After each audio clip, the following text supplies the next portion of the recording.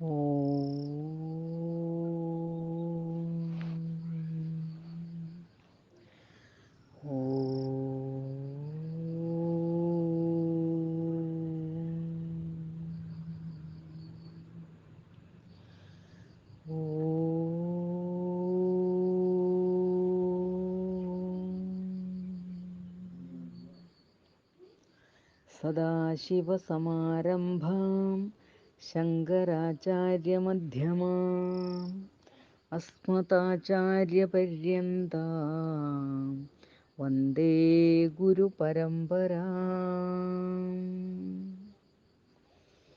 ഹരി ഓം. ഏകത്വമോ അനേകത്വമോ സത്യമായി നിർവചിക്കാനാവില്ല. യോഗവാസിഷ്ടം നിത്യപാരായണം ദിവസം 105 ഭാഗം 3 ഉൽപ്പത്തിപ്രകരണം.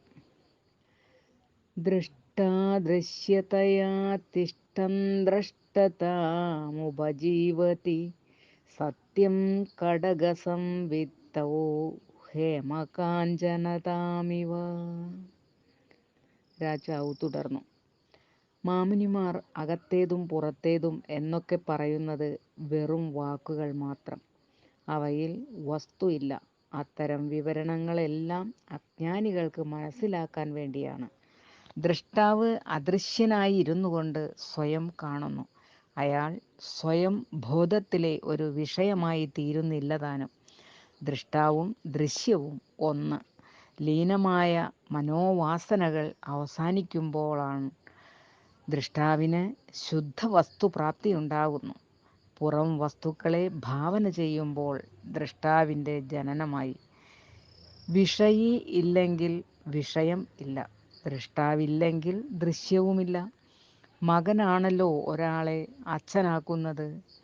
ദൃഷ്ടാവാണ് സ്വയം ദൃശ്യമാവുന്നത്. കാരണം കാണുന്നവനില്ലെങ്കിൽ കാണപ്പെടുന്ന വസ്തുവും ഇല്ല. അച്ഛനില്ലാതെ മകൻ ഉണ്ടാവുക സാധ്യമല്ലല്ലോ. ദൃഷ്ടാവെന്നത് ശുദ്ധബോധമായതിനാൽ അതിന് പദാർത്ഥങ്ങളെ ഇന്ദ്രജാലത്തിലെന്ന പോലെ ഉണ്ടാക്കിയെടുക്കാനാവുന്നു. ഇത് തിരിച്ചാവുക വയ്യ. ദൃശ്യത്തിന് ദൃഷ്ടാവിനെ സൃഷ്ടിക്കുക വയ്യ. അതുകൊണ്ട് ദൃഷ്ടാവ് മാത്രമാണ് ഉണ്മ. പദാർത്ഥങ്ങൾ വെറും ഭ്രമം. സ്വർണം മാത്രം സത്യം. കൈവള എന്നത് ഒരു നാമവും രൂപവും. കൈവളയിലെ ബോധസാന്നിധ്യം മൂലം സ്വർണം അതിൻ്റെ സ്വർണസ്വരൂപം തിരിച്ചറിയുന്നു. ദൃഷ്ടാവ് ദൃശ്യമായി പ്രകടിപ്പിക്കപ്പെടുമ്പോൾ സ്വയം ബോധസാക്ഷാത്കാരമുണ്ടാവുന്നു. ഒന്ന് മറ്റേതിൻ്റെ പ്രതിഫലനമാണ്. അത് ശരിക്കും ദ്വന്ദ്വതയല്ല. ദൃഷ്ടാവ് ദൃശ്യത്തിനെ കണ്ടുകൊണ്ടിരിക്കുമ്പോൾ സ്വയം അറിയുന്നില്ല അഥവാ കാണുന്നില്ല. അതിനാൽ സ്വയം ഉണ്മയാണെന്നറിയാതെ അയഥാർത്ഥമായി കാണപ്പെടുന്നു.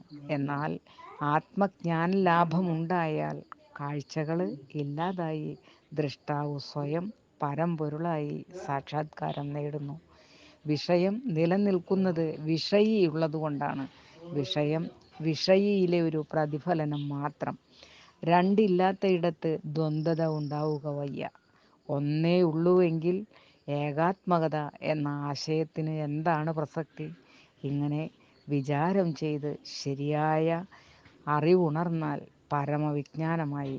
അത് വാക്കുകൾ കൊണ്ട് വിവരിക്കാവുന്നതല്ല. അത് ഒന്നെന്നോ പലതെന്നോ പറയുക വയ്യ. അത് ദൃശ്യമോ ദൃഷ്ടാവോ അല്ല. വിഷയമോ വിഷയിയോ അല്ല. അതും ഇതും ഒന്നുമല്ല. ഏകത്വമോ അനേകത്വമോ സത്യമായി നിർവചിക്കാനാവില്ല. ഏത് നിലപാടെടുത്താലും അതിനൊരെതിര് നിലപാടുണ്ടാവും. എന്നാൽ ഒന്ന് മറ്റൊന്നിൽ നിന്നും വിഭിന്നമല്ല. അലകളിൽ നിന്നും ജലം വിഭിന്നമല്ലാത്തതുപോലെ കൈവള സ്വർണത്തിൽ നിന്നും വിഭിന്നമല്ലാത്തതുപോലെ ഈ വിഭജനം എന്നതും ഏകാത്മകത എന്നതും തമ്മിൽ വിരോധാഭാസമേതുമില്ല. നാനാത്വത്തെയും ഏകത്വത്തെയും കുറിച്ചുള്ള ഈ അനുമാനങ്ങളെല്ലാം ദുഃഖ നിവാരണത്തിനുള്ളതാണ്. ഇവകൾക്കെല്ലാം അപ്പുറമാണ് പരമ്പൊരുളായ സത്യം. ഹരി ഓം. ഓം സദാശിവസമാരംഭാം ശങ്കരാചാര്യമധ്യമാം അസ്മതാചാര്യപര്യന്താം വന്ദേ ഗുരുപരമ്പരാം. കരചരണകൃതം വാ കായജം കർമ്മജം വാ ശ്രവണനയനജം വാ മാനസം വാപരാധം വിഹിതമവിഹിതം വാ സർവമേതക്ഷമസ്വ. ശിവ ശിവ കരുണാബ്ദേ ശ്രീമഹാദേവ ശംഭോ. സ്വസ്തി പ്രജാഭ്യാം പരിപാലയന്താം ന്യായേന മാർഗേണ മഹീം മഹേശ. ഗോബ്രാഹ്മണേഭ്യः ശുഭമസ്തു നിത്യം. ലോകാ സമസ്താ സുഖിനോ ഭവന്തു. ഓം ശാന്തി ശാന്തി ശാന്തി.